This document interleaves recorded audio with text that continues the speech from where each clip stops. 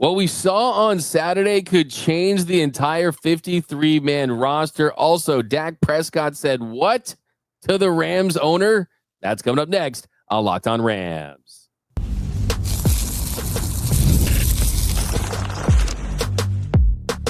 You are Locked On Rams, your daily Los Angeles Rams podcast. Part of the Locked On Podcast Network, your team every day. What is up, Ramily, and welcome to another episode of Locked On Rams, your daily podcast covering your Los Angeles Rams. Free and available wherever you get your podcasts. Locked On Rams, part of the Locked On Podcast Network, your team every day. We're also available over on YouTube, so if you haven't yet, do us a huge favor. Join the party, over 18,000 subscribers. Trying to get to 19K before the first game of the season on September 7th. Rams taking on the Texans.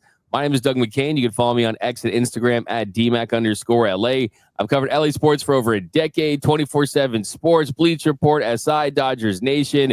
As always, I'm joined by the Rams pre-, half, and post-game show host for the Rams flagship radio station, ESPN 710 LA. He's entering his 11th season covering your Los Angeles Rams, the People's Champ, Mr. Travis Rogers. You can follow him on X at Travis Rogers. And on today's episode, we've got our big takeaways from the Rams' first preseason game, and what did we see from that game that will actually impact the 2025 season? The 53-man roster. Has a quarterback really turned the corner for this organization? But first, today's episode is brought to you by Gametime.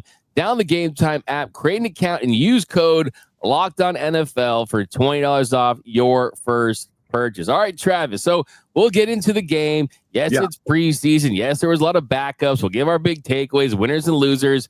But when I ask you if you saw this, where Dak Prescott was talking to Rams owner Stan Kroenke on the sideline, and he told him, quote, "We'll meet y'all in the NFC Championship." So first thing I want to say is it's great that Dak Prescott has already purchased his tickets. And I don't know if this is in Madden 26, but Cowboys, no, that's not happening. I mean, what are your thoughts on Dak telling Stan? I don't know. That was just kind of weird. Look, I like confidence. I like kind of try to speak things into existence. I like the, if you're not going to bet on yourself, who are you going to bet on? I like all of that stuff, but that's crazy talk. That is simply not going to happen. And look, let's start with this right here, Doug. I think that the one thing that you can really take away from Saturday afternoon's game that is meaningful, that is like genuinely meaningful to what this is, and this is for both Dallas and for the Rams, is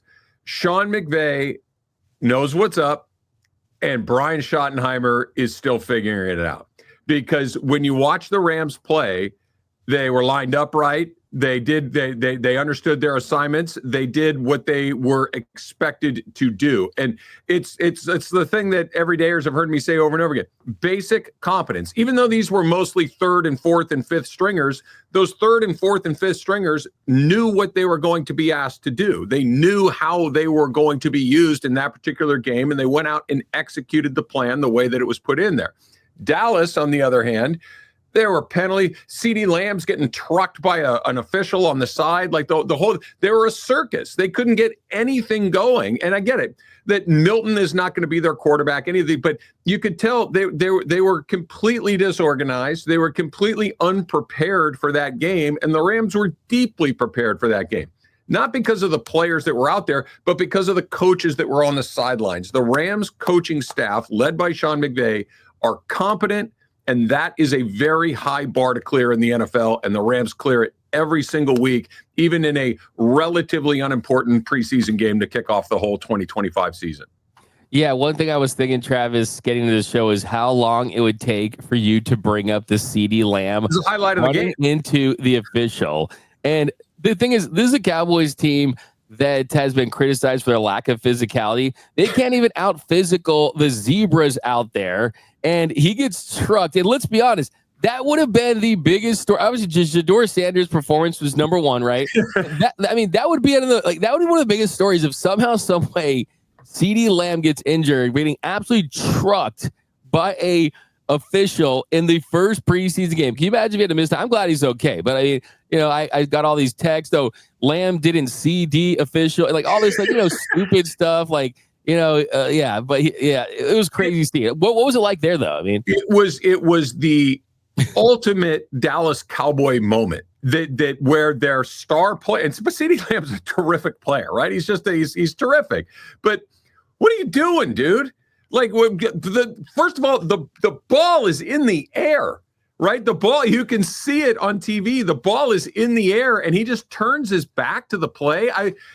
For people that are out there, and this is probably most people that are listening right now, the speed that the ball can show up in front of you on an NFL sideline, like it could be on the opposite side of the field, and it can be in your face in about a quarter of a second. You never turn your back on the field. It goes quick how fast it can be. Hey, I'm cool to, I'm about to get run over by a 300-pound guy. That he turned his back to the play is nuts. That he turned his back to the play when he was on the big fat white line. It's not he was, over by the TV cameras. He was basically on the field.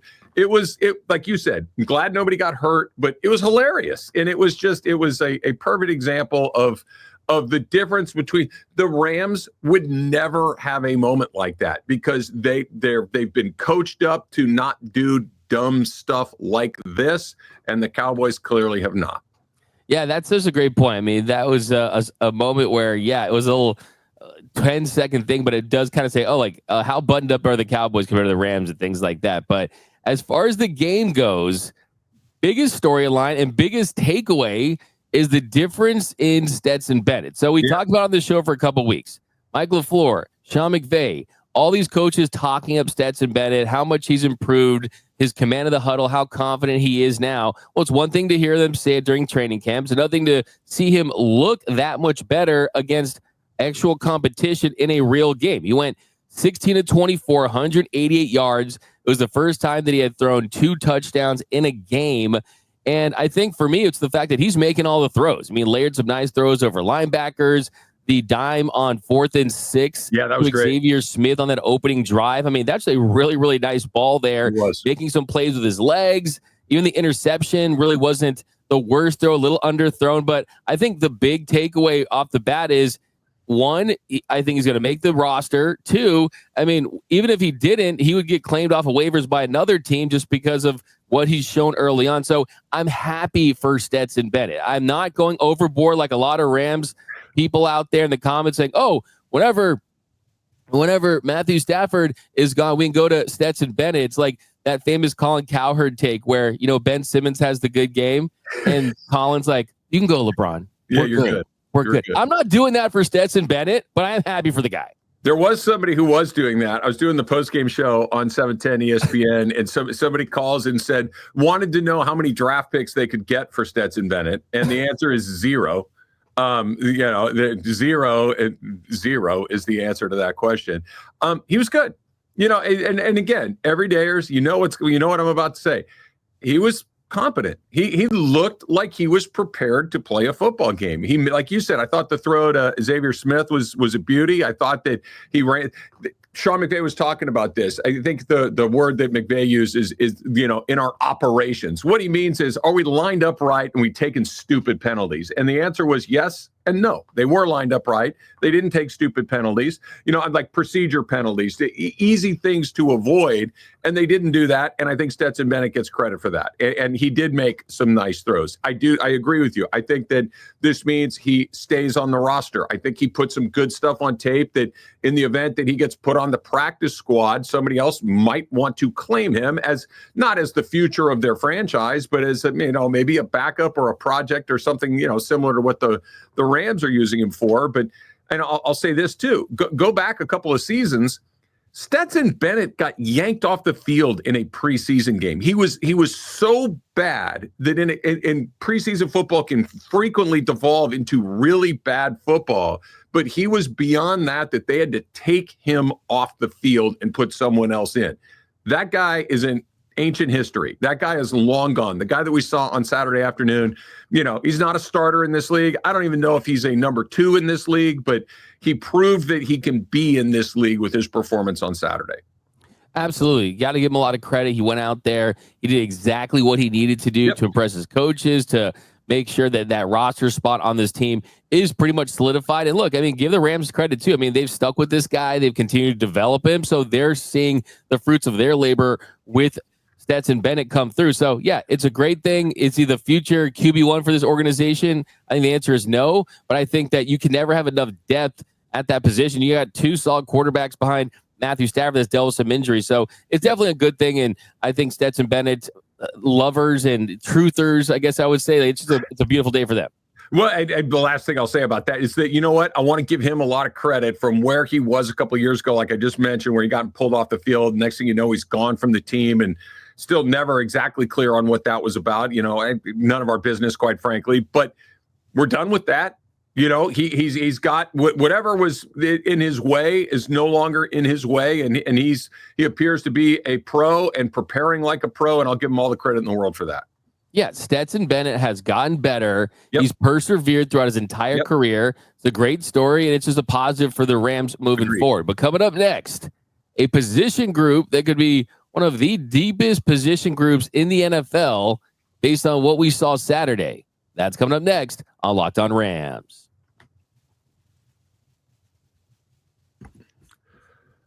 This episode of Locked On Rams is presented by Yahoo Fantasy. It is the best time of the year. NFL kickoff is almost here, and that means fantasy football season is back in full swing. And this year, Yahoo Fantasy is turning things up with a fantasy football experience like never before. This year, me, Locked On Rams fans, we're playing on Yahoo Fantasy, and you should too, whether you are a first-timer just kind of getting started or you are a veteran who has been around the block a million times, right? I've used fantasy football, I should say Yahoo Fantasy Football, for years, and the updates they're rolling out this year are absolutely wild. They're terrific. I love the guillotine leagues, right? They just dropped every week. The lowest scoring team is gonzo. See you later. Forget about it. So whether you're all in on something like this, something new, you're sticking to head-to-head leagues or jumping into public leagues, Yahoo has got you covered. And to celebrate 28 years of fantasy football greatness, Yahoo Fantasy is dropping 28 big new features over 28 days throughout August. And to kick it off, as I mentioned, they just dropped Yahoo Fantasy Guillotine Leagues, a killer way to play fantasy football on Yahoo, where the lowest scoring team gets eliminated each week until there's one team left standing. And with the season just around the corner, now is the time to get your league together and give this new mode a try. And you like a classic? Cool. You can still play in head-to-head leagues and join a public league as well. Stay tuned for more killer announcements and start playing Yahoo Fantasy Football right now at yahoofantasy.com/LockedOnNFL. And we are off and running here on Locked On Rams. Thank you for making Locked On Rams your first listen every single weekday. Free and available wherever your podcast. Locked On Rams, part of Locked On Podcast Network, your team every day. Also, a big shout out to those everyday listeners out there watching and listening to every single episode of Locked On Rams. Cannot thank you enough. And if you are new to the show, lots of new viewers, new listeners lately, join that Everyday Listeners Club. All you got to do is watch or listen to every single episode we drop, and you won't miss a thing about your Los Angeles Rams. All right, Travis. So in this segment, more takeaways. Next one is this Rams running back room looks like it could be one of the deepest in the league because you already got your main dude in place, your top 5 to 10 running back in the league in Kyren Williams. He's already locked up. You know what you're going to get from him, anywhere from a 12 to 1,400-yard season, lots of touchdowns, just doing great things for this team. But Blake Corm, who we talked a lot about this time last year, because I remember, Travis, you were like, wait a minute, not playing the preseason? Okay, it's strong indication that they draft him higher than a lot of people thought he would be drafted, and then he's already kind of at that level, so it was some indication that Sean McVay was going to be playing him, and they just did not get as much time off the rip as we expected and didn't get into the end zone. That wasn't the case on Saturday. He scores 2 touchdowns. He looked a lot better out there at 32 yards on 9 carries. So first things first, I think Blake Corm, that bowling ball style of running, I like this offense, and I think he provides great depth behind Kyren Williams. I do too. And I think that you got to kind of see the difference between a guy that's going to play on Sundays, a guy that's going to be a part of your team in Blake Corum, and what that looks like relative to a lot of the other guys that were out there. That you didn't have to know anything. If you're watching that game, you're like, that guy's a little different than the other guys that are out there.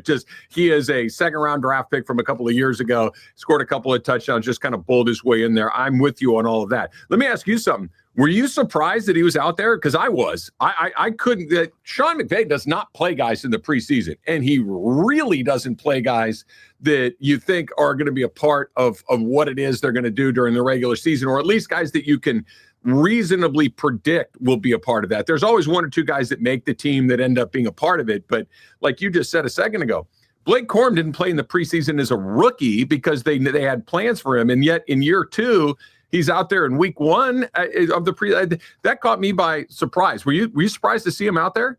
I was definitely kind of like half surprised for sure, especially considering the pedigree and the fact that it was this not like a demotion, but like, why didn't I play last year, but I'm playing this year? Are you having to make me go out there and prove something, right? Yeah. But we know that, hey, like if he did, he kind of took it seriously.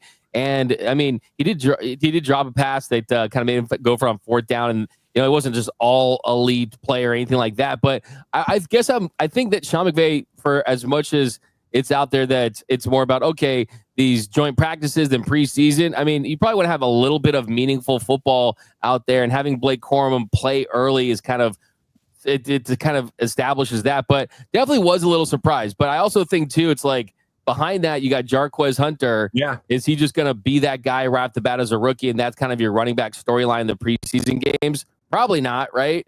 So I was definitely like half surprised for sure. Yeah, I was too. I just, having watched Sean McVay, this is year number 9. And whenever you see a name that, you expect to be, I understand he's RB2. It's not like Kyron Williams was out there, but he is RB2. He's not RB3 or 4. And yet there he was out there. It surprised me a little bit. And we'll see what it looks like, when they play the Chargers this weekend, whether he's out there again. I would guess probably not. But yeah, it was the one guy I'm like, oh, okay. Well, I guess Blake Corum is in a different spot than he was a year ago. Yeah, you want like the Rams bucket hat on, right? You want the Rams like Nike compression shirt on, like the hoodies, like that's when you're like a made man in this organization. So look, he's still got the pads on, he's still got that helmet on. That kind of says something. I also think from just a developmental standpoint and the lack of snaps that he didn't get last year. He also got injured, at the very end of the season too. So I think there's just a little bit of a development. I mean, Blake Corum probably wants to get in there and get those reps into. I mean, this guy come off a Michigan career where it felt like he played every snap for like 15 years, him and Donovan Edwards. So yeah, I think that was big. And kind of the other guy too, Travis, I was looking for was Jarquez Hunter, because I think that's the big X factor for this room, bringing some lightning to the thunder that they already have, because Corm is just a really capable backup. He can do a lot of Kyron Williams-ish things with his own flavor to it, making guys miss in the backfield and kind of just getting upfield. But Jarquez Hunter has the potential to bring that explosive element. He goes 11 times for 41 yards, but I liked how physical he looked too. I also like the no gloves. He brings an attitude to it. So that's the guy who I'm looking forward to moving forward, just because we think that Corm probably will be done most likely. I mean, you got to hope so. And then Hunter's a guy that can to do it. And then we'll also talk about the star of the game, the guy that probably was not on a lot of Rams radars before this, but Cody Schrader balling out 59 yards on 5 carries. Yeah, no, just one last thought on Corm. I think what you said is right. I think this was more of he just hasn't played a lot of football last year, that he just didn't get the reps that you thought that he was going to get. He had the injury towards the end. So this is more of let's just get him a little bit of a taste of this, and then we'll sit him down moving forward. I think that's probably what it is. I'm with you on Hunter. I thought that there was some stuff there that made you go, oh, okay. And they need a counterpunch to two guys that are just sledgehammers. And Hunter is not a sledgehammer. He's more of a, of a explosive back, as opposed to a guy that's just going to bludgeon you time after time after time. And then Schrader, I thought it was funny. McVay went out of his way after the game to really praise him. And you and I both speak Sean McVay ease pretty well. And when he's constantly saying a guy's name, that is a good sign. That is a really good sign for a guy, if you've turned Sean McVay's head to the point where he is saying your name to the media time after time, and Schrader did it. He had the big run on that one play, and he was out there for a while. He did the thing that you were hoping to do if you are a guy trying to make the team, and that is make people go, hey, who is that? And I think he accomplished that on Saturday. Yeah, that's why you kind of got to look at this running back as an entire group because they all did positive things. Mm-hmm. I think Hunter, it's like, okay, you're looking for, is he gonna break one? But it was like, no, man, he's running hard up the middle and he can give you those tough runs. And then Schrader too, I think the thing that stands out, that 9-yard catch he made as a touchdown. I mean, bringing that element and just kind of the number one thing that could actually change. I think the thing when you watch these preseason games, it's like a lot of backups for the Cowboys and whatever it may be, but it's what from those games actually could change the roster. Like Cody Schrader is someone that, hey man, he's like, hey, all of a sudden it's like, hey, I want to be on this roster, right? At a higher capacity. So there was that as well. Other big takeaways. I really like the young linebackers, man. You see them flash potential. I don't know. I had to get this guy into this show in some capacity. If nothing else to talk about is Winnie the Pooh chain. I don't know if you saw that after the game. But Pooh Paul Jr., love the game, love the name, love the chain. And then Sean Dolak. I mean, I think they were two highlights on this game that we're going to, highlight a little bit. They were making plays all over the field.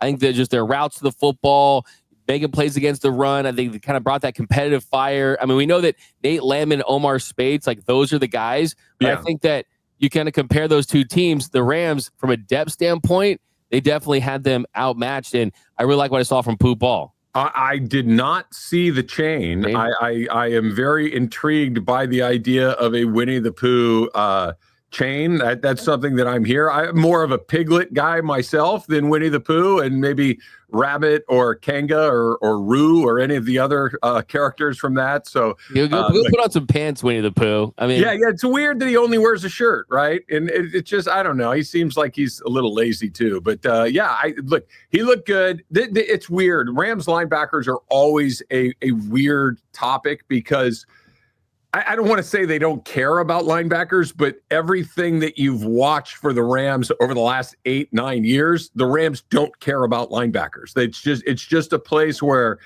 they're willing to be a little inexperienced. They're willing to be a little under talented at certain spots. The one guy that they brought in that spot was Bobby Wagner. He was here for a year and they moved on pretty quickly. Bobby Wagner's still clearly a very good football player. It was really good for the Rams too, but that's just not something that they invest in. So anytime you get a younger player that can kind of pop a little bit the way that Paul did, I think it's a good sign. And that's a spot that they'll go cheap. That's a spot where they'll go green and not worry about Speights. Is a perfect example of last year undrafted guy that is playing big snaps down the end of the season. So yeah, that's always a position that's in flux for the Rams.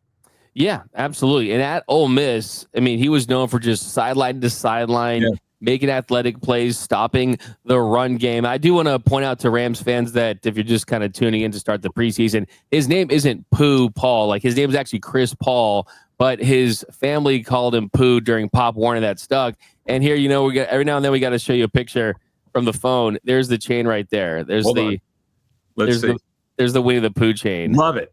Yeah. By the way, that's kind of a blinged out Winnie the Pooh. No, that's what I'm saying. I'm like, I was like, man, this guy, like, he probably had maybe a year of NIL. I mean, like, these guys, even like the guys in the 5th rounds chains are like crazy now. Like, come on, bro. Like, Well, they're rich before they Diamonds get to dancing. Diamonds dancing. No, that looks what I'm great. saying? I love it. Absolutely. But coming up next, more takeaways from the Rams preseason game, and also why the Rams and Chargers will not be having a joint practice session. That's coming up next on Locked On Rams.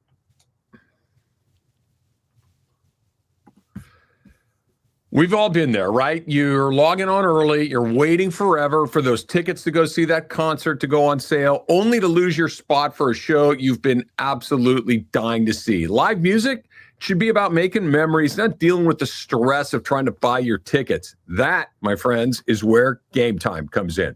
Gametime makes getting concert tickets faster and easier than ever. Prices actually drop as we get closer to showtime, and you can save up to 60% with their killer last-minute deals. And here are some of the things that I absolutely love about Gametime. I was so proud. My youngest son, they went to the Dodger game the other day, and he was talking with his buddy, and they were looking for tickets, and it was hey, go on Gametime because that's the price that you know that you're going to pay. There's no fees at the end. With Gametime, the price you see is the price you pay. No hidden fees to where'd that come from? Not at Gametime. And of course, that Gametime guarantee has your back with cancellation protection and more. So why not take the guesswork out of buying concert and show tickets and ball game tickets with Gametime? Download the Gametime app, create an account, use the code LOCKEDONNFL for $20 off your first purchase. Terms do apply. Again, create that account, redeem the code LOCKEDONNFL. That's Locked On NFL for $20 off. Download the Gametime app today. Last minute tickets, lowest price guaranteed.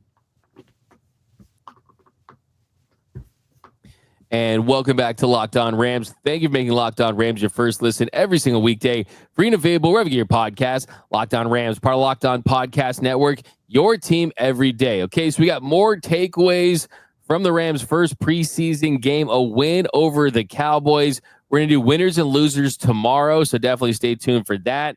But Travis, one of the big storylines heading into this season is the offensive line, right? I mean, Alaric Jackson dealing with the blood clots, and we know that if this team, you can guarantee them a solid offensive line, you can feel really good about this season and how that applies to the health of Matthew Stafford, opening up holes for all the running backs, mainly Kyron Williams. But what really stood out to me was just the versatility and how they're mixing in guys at different positions along the lines. You had David Questenberry. He was playing some right tackle. KT Leaveston playing left tackle. Justin Dedich, guard. Bo Limmer at center. AJR Curry was playing right tackle. So it was great to see them kind of mix that up. And if you're not going with your main guys to have your depth pieces, have that positional versatility, as they like to call it. I think that's just going to be big because we know that things can change in a heartbeat with this offensive line based on health. And just to have guys that you can plug into different spots, I think it kind of shows that there's still a little bit of PTSD from what happened a few years ago. And they just want as deep of a line as possible. I think it really stood out to me. Yeah, I think you're right. And I think you put your finger right on it. This is hey, we saw what happens when you start going into second and third string guys in the offensive line. If they're not ready, it's over. I mean, you go back to that season you're talking about, the 5-12 season, the season after they won the Super Bowl. I say this a lot, and it's kind of funny, but it's also true. They were literally pulling guys out of the police academy to play in the NFL, right? That's how dire it got that they were having to do that. All of those names you mentioned, whether it's Arcuri, whether it's Dedich, whether it's Limmer, whether it's any of these guys, all of those guys have been in this Rams program for multiple seasons, right? These are not new faces. They not only are starting to develop some depth, but they're developing guys that are familiar with what the Rams do. That these are guys that have been in the league and one team or another, or they've been in the Rams developmental chain, a channel for a period of time. Like AJR Curry, I feel like, has been here 10 years. He's never really been a regular here, but he's been here a lot. He's actually, for somebody that hasn't played a ton of regular season football, it's a name that's familiar to Rams fans, and it's because he's been here and they're developing it and they're working on him. Think of Alaric Jackson from a couple of years ago, a guy that they turned into a starting left tackle in this league. They're really good at this. I think it's twofold. Number one, get guys in, keep them in. Don't turn and burn so you're constantly having to teach guys all over again the Rams offense and the Rams system. And two, depth is everything at that spot. If your offensive line is, and I like what you said, D-Mac, if it's just okay, we got a chance. If it's good, you got a really good chance. But if it's even a little bit bad, it's a wrap. It's a wrap. You cannot navigate your way through a bad O-line, and the Rams are putting some guardrails in place to make sure that at worst it's at least okay. Totally, absolutely. We do not need to see a police academy for citizens on patrol like we did a couple of years ago. We had to bring guys up. We need Tackleberry playing left tackle, right? We don't need to see that for this group, but absolutely. I mean, it's really. I mean, Questenberry can play right tackle, left tackle, Leaveston guard or tackle. DH Limmer, all three of those interior positions. So it's great, and that's what makes this team so good. Is like, yes, you got the superstars and we know that, but it's also kind of looking at the depth on the margins. And if you need to tap into that, what does that look like? Yep. And that just shows kind of just like we said, it becoming one of the themes is just a different organization. This is not Ram State TV. I want to point that out, but like, I mean, it definitely shows that, hey, they're using preseason games how they can, even if they don't want to play their guys. And I think that's what stands out. Real quick, there's a lot of people asking about this joint practice for the Rams and kind of what's next for the Rams. Well, they were scheduled to practice with the Chargers this Wednesday, but the scrimmage had to be canceled. Sean McVay did tell reporters after the game on Saturday. They talked to Jim Harbaugh, and because of the injuries, the growing list of injuries, the Chargers won't be able to practice with the Rams.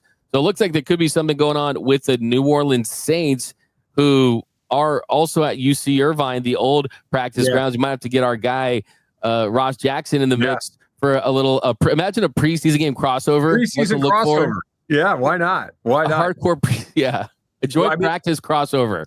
That it is a little bit of a bummer that they're not going to get the joint practice with the Chargers, because I think those are by far the most meaningful days as far as the Rams go, as far as information goes, especially with Matthew Stafford potentially coming back this week and starting to practice all over again. So that's not going to happen is a bit of a drag, but I mean, the Chargers are dropping like flies, so that they can't do it certainly makes a lot of sense. Yeah, no doubt about it. And honestly, like, they have the same philosophy as far as just always erring on the side of caution when it comes to injuries anyway.